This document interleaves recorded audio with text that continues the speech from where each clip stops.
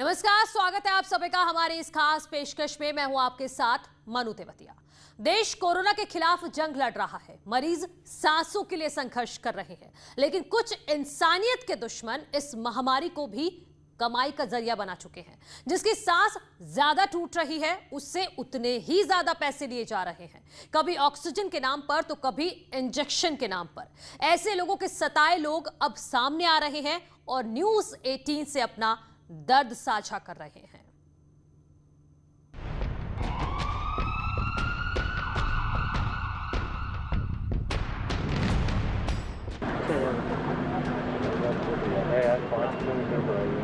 साढ़े 7,000। हाँ, 7,500। कितने की पड़ी?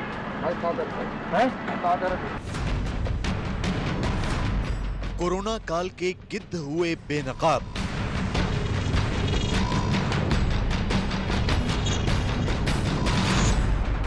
सांसों का सौदा करने वाले राक्षस।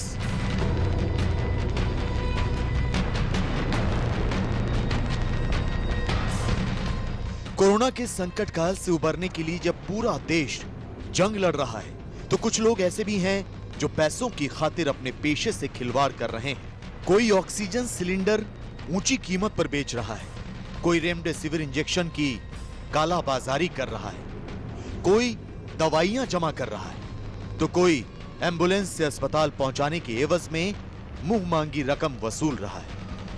न्यूज़ 18 कोरोना काल के ऐसे ही गिद्धों को बेनकाब करने की मुहिम चला रहा है, जिसके तहत हमने सबसे पहले ऑक्सीजन सिलेंडर की कालाबाजारी करने वालों का भंडाफोड़ किया। न्यूज़ 18 की स्पेशल इन्वेस्टिगेशन टीम ने ऑपरेशन प्राण घातक के तहत उन लोगों की पहचान की जो जरूरतमंदों से ऑक्सीजन के लिए हजारों रुपए ले रहे थे। तो इसके बाद हमारी अंडरकवर टीम ने ऐसे एम्बुलेंस चालकों का पर्दाफाश किया जो कोरोना के मरीजों को अस्पताल पहुंचाने के लिए उनके तीमारदारों से हजारों रुपए वसूल रहे थे। ऑपरेशन गिद्ध के तहत हमने ऐसे एम्बुलेंस चालकों का चेहरा पूरे देश को दिखाया। सरकारें ऐसे कालाबाजारियों और मुनाफाखोरों पर नकेल कसने की हर मुमकिन कोशिश कर रही है।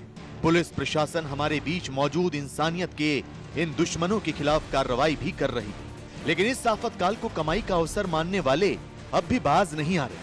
आज भी मुनाफाखोरों की बड़ी जमात सक्रिय है, जिन्होंने लोगों की मुसीबतों में इजाफा कर रखा है।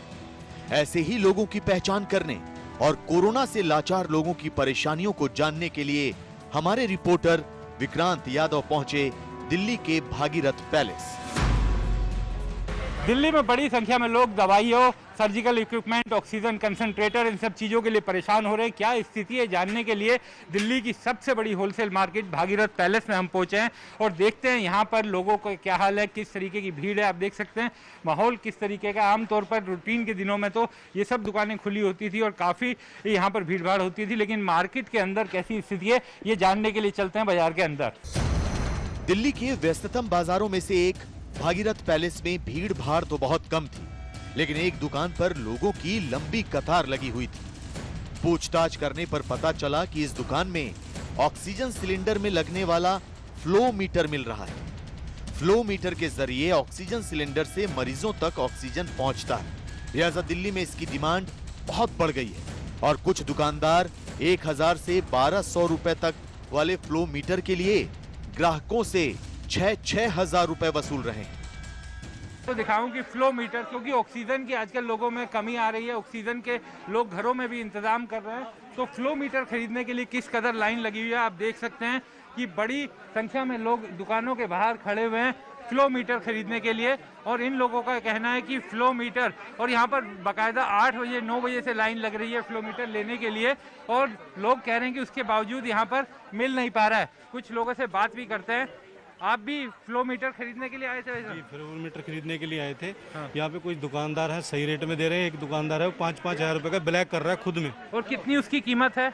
500-600 रुपये कीमत है, वो 5-5 हज़ार का ब्लैक करके खुद दुकानदार कस्टमर को दे रहा है। जो यहाँ के जो ये लेबर वाले ये लेके उनसे बाहर देखा कि बहुत बड़ी लाइन भी लगी हुई है, ये तो सस्ते लगे हुए हैं लाइन ये में। तो सर बिल्कुल सही दे रहा है। ये 900 रुपये का पीस। अच्छा। ये बिल्कुल सही जेन्युइन रेट में जितने पीस आते हैं सबको पर्ची बना के उसके बाद सबको एक एक पीस दे देता है। रोज इतनी भीड़ लग रही है जी, इतनी लग रही है, पेशेंट बहुत बढ़ रहे हैं। हाँ। ये तो आदमी ठीक है, ये दुकानदार गलत है, ये सामने वाला। तो कुछ दुकानदारों के बारे में कहा जा रहा है कि उन्होंने रेट भी बढ़ा दिया है। ऑक्सी जो फ्लोर है उसके लिए आप देख सकते हैं, ये भागीरथ पैलेस कोरोना के पूरे उस दौर लहर के दौरान भी लोगों की यहाँ पर भारी भीड़ इस समय भी देखने को मिल रही है। और बाजार में लोगों की भीड़ ये दिखा रही है कि दवाओं के लिए किस कदर लोग बाहर निकले हुए हैं। दिल्ली के भागीरथ पैलेस से दवाइयां और दूसरे मेडिकल उपकरण अलग अलग इलाकों में पहुंचाने वाले ऑटो चालक भी फिलहाल बेरोजगार हैं। लेकिन उनसे बातचीत करने पर यह पता जरूर चला कि भागीरथ पैलेस में कुछ व्यापारी जमकर कालाबाजारी कर रहे हैं। लोग आ रहे हैं, पब्लिक आ रही है परेशान, क्योंकि पब्लिक को बाहर रेमडेसिविर और बाकी इंजेक्शन तो मिल नहीं रहे, तो यहाँ पे ढूंढते हुए लोग आते हैं। आप लोगों से पूछते भी हैं, मालूम भी करते हैं, लेकिन जब है ही नहीं तो मिलेगा क्या? यहाँ पर भी नहीं मिल रहा, अंदर भी नहीं है शायद। यहाँ दवाइयों का बिलेक भी बहुत चल रहा है। अच्छा, कम लूटमारी ज्यादा चल रही है, बिलेक कर रहे हैं, जिसके पास माल है वो आधा धुंध रेट पे बेच रहे हैं। ये एम्स के पास स्थित दवाइयों की दुकानें हैं। यहाँ हमारे रिपोर्टर दीपक रावत ने जायजा लिया और लोगों से बात की तो पता चला कि दिल्ली में दवाइयों और मेडिकल उपकरणों के लिए जनता दर दर भटक रही है। किसी को रेमडेसिविर इंजेक्शन नहीं मिल रही तो कोई ऑक्सीजन सिलेंडर खोज रहा है। ऑक्सीजन सिलेंडर मिल भी जाए तो सिलेंडर पर लगने वाला फ्लो मीटर नहीं मिल रहा है। देश के सबसे बड़े अस्पताल एम्स के ठीक सामने कई सारी दवा दुकानें हैं। यहाँ हमारी टीम को एक व्यक्ति मिला जो पिछले 3 दिनों से फ्लो मीटर के लिए भटक रहा है। इन दिनों अगर लोगों की भीड़ नज़र आती है तो वो आती है सिर्फ दवाइयों की दुकान के बाहर, क्योंकि आजकल लोगों को सबसे ज़्यादा ज़रूरत दवाइयों की है या फिर मेडिकल उपकरणों की ज़रूरत है, ख़ास तौर पर ऑक्सीजन की। हमारे साथ कुछ लोग हैं जो कि फ्लो मीटर की तलाश में पिछले 2-3 दिनों से घूम रहे हैं। आप ये हाथ में लेकर तस्वीर लेकर घूम रहे हैं, ये क्या है?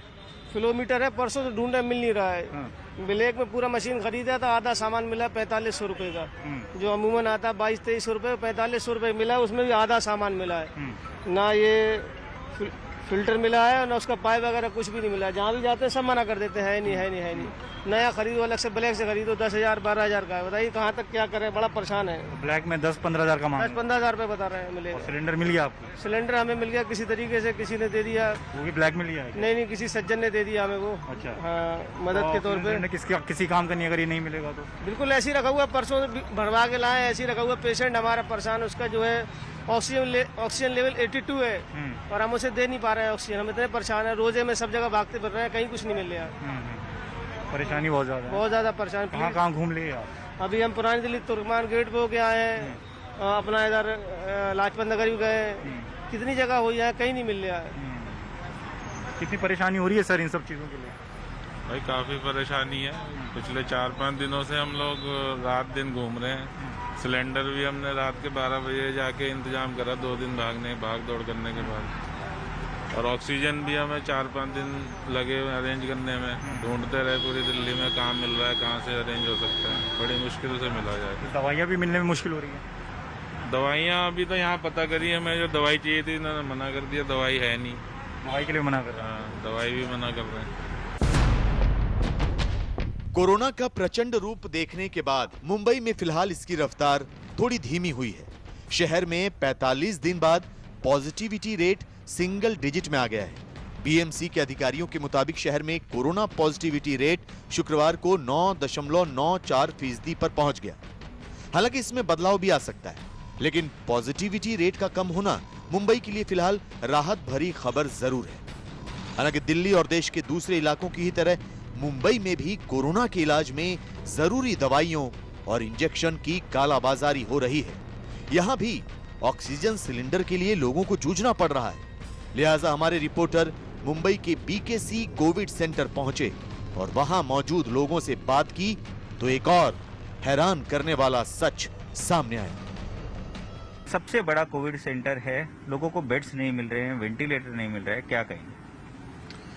यहाँ पे जो सुविधा महानगर पालिका MCGM और MMRDA की तरफ से जो यहाँ पे लगाई गई है, आपका सवाल था कि बेड क्यों नहीं उपलब्ध किया जा रहा है। मेरा उसके ऊपर उल्टा सवाल ये है सरकार से कि बेड आप ज्यादा डाल के क्या करोगे जब आपके पास डॉक्टर ही नहीं है। ये मेरे पास अभी लिस्ट है, आप देख सकते हो कि अंदर जो ICU सेटअप उन्होंने किया है, उस ICU सेटअप में 99% डॉक्टर्स जो है वो आयुर्वेदा के हैं, BAMS के, BUMS के हैं, यूनानी के और होम्योपैथी के हैं और BDS के हैं।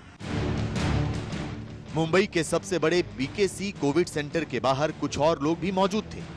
ये उन मरीजों के तीमारदार थे जो कोविड सेंटर के अंदर मौत से जंग लड़ रहे हैं। लिहाजा हमने इनसे भी बात कर कोरोना काल के गिद्धों की हकीकत जाननी चाहिए। आपको जानकर हैरानी होगी कि मरीजों के परिजनों में ऐसे कालाबाजारियों के खिलाफ तो आक्रोश है ही, पर कहीं न कहीं लोग सरकार और प्रशासन से भी नाराज नजर आ रहे हैं। लोगों का कहना है कि सरकार कोरोना से बिगड़ते हालात पर नियंत्रण नहीं रख पा रही। कोरोना के इतने आंकड़े बढ़ रहे हैं, ऐसे समय में ब्लैक मार्केटिंग होती है, काला बाजारी होती है, अगर दवाइयों को लेकर, एम्बुलेंसेस को लेकर या इंजेक्शन को लेकर, क्या आपकी भावना है? हमारी भावना यही है कि BMC महानगर पालिका हो या राज्य सरकार हो या केंद्र सरकार हो, सबसे पहले तो जनता से उनको वोटिंग मिलता है, तो जनता का पहले सहकार्य करना चाहिए, जनता के लिए पूरा कुछ काम करना चाहिए। उसके बाद बड़े बड़े लोगों को पहले वैक्सीन दी जा रही है, सब कर्मचारियों को, BMC के कर्मचारियों को दी जा रही है, बड़े बड़े नेताओं को वैक्सीन दी जा रही है, तो आम जनता को क्यों नहीं वैक्सीन तो नहीं है, ऊपर से बेड भी अवेलेबल नहीं है। बेड के लिए आम जनता मर रही है। देश की आर्थिक राजधानी मुंबई में रेमडेसिविर इंजेक्शन की कालाबाजारी के कई मामले सामने आ चुके हैं। पिछले दिनों मुंबई पुलिस और खाद्य एवं औषधि प्रशासन के अधिकारियों ने मुंबई में 2 जगहों पर छापेमारी कर जमा करके रखी गई रेमडेसिविर की 2200 शीशियां बरामद की थी। इन्हें अंधेरी के मरोल इलाके में एक निर्यातक के यहां से बरामद किया गया था, जिसके खिलाफ कार्रवाई भी की गई थी। लेकिन अब भी मुंबई में मुनाफाखोरों की बड़ी जमात कोरोना से जूझते मजबूर लोगों का खून चूसने पर आमादा है और ऐसे लोगों के खिलाफ आम जनता का गुस्सा अब उबाल मार रहा है। न्यूज़ 18 के ऑपरेशन गिद्ध में किस तरीके से दिखाया गया कि लोग दवाइयों की कालाबाजारी कर रहे हैं। 1 रुपए की दवाई इस समय कोरोना के समय में किस तरीके से 2 गुने 3 गुने दाम में बेची जा रही है। साथ ही साथ एम्बुलेंसेस में भी ज्यादा दाम लिए जा रहे हैं। इस पर बातचीत करने के लिए मुंबई के तमाम सारे मुंबईकर हमारे साथ हैं। हम इनसे बात करते हैं कि ऐसी सिचुएशन में किस तरीके से काम करना चाहिए। सर ये बताइए कि जिस तरीके से इस समय में जो कंडीशन है खास करके कोविड का, उसमें दवाइयों की जो कालाबाजारी कर रही है उसको किस तरीके से रोकना चाहिए? इस पे सरकार ने बहुत ही ध्यान देना चाहिए। इस जो गरीब जो जनता है उस पर भार ना पड़ना चाहिए और उनके लिए जो भी कालाबाजारी करे उस पर कड़ा से कड़ा कानून बनाना चाहिए। एम्बुलेंसेस पर ज़्यादा पैसे ले रहे हैं, उनको किस तरीके से सजा मिलनी चाहिए, सरकार कैसे ध्यान देना चाहिए? सरकार को इस पर तो सबसे पहले ध्यान देना चाहिए कि जो लोग कालाबाजारी करते हैं उनको कुछ से कार्रवाई किया जाए कानूनी तौर से। गरीबों को थोड़ा राहत पहुंचाया जाए, जिसकी गरीब के पास पैसे नहीं है खाने को भी, तो कहां से 1 का 1.5 दाम देंगे। जाहिर है देश भर में कोरोना से जूझते मरीज एक एक सांस के लिए तरस रहे हैं। देश की एक बड़ी आबादी महामारी के महाप्रकोप से कराह रही है, लेकिन कोरोना काल के गिद्ध उनकी मजबूरी का फायदा उठा रहे हैं। उनके तीमारदारों की जेब काटने के लिए हर हथकंडा अपना रहे हैं। कोई अपना ईमान गिरवी रख चुका है तो कोई बेशर्मी की इंतहा पार करने पर आमादा है। ब्रेक के बाद स्वागत है आप सभी का। पश्चिम बंगाल में ममता सरकार की हैट्रिक लग गई है। विधानसभा चुनाव में 200 से ज्यादा सीट जीतकर तीसरी बार सरकार बनाने जा रही हैं ममता। हालांकि ममता बनर्जी अपनी सीट से हार गई हैं। बीजेपी के शुभेंदु अधिकारी ने ममता बनर्जी को हरा दिया है, लेकिन पश्चिम बंगाल में टीएमसी की लैंडस्लाइड विक्ट्री है।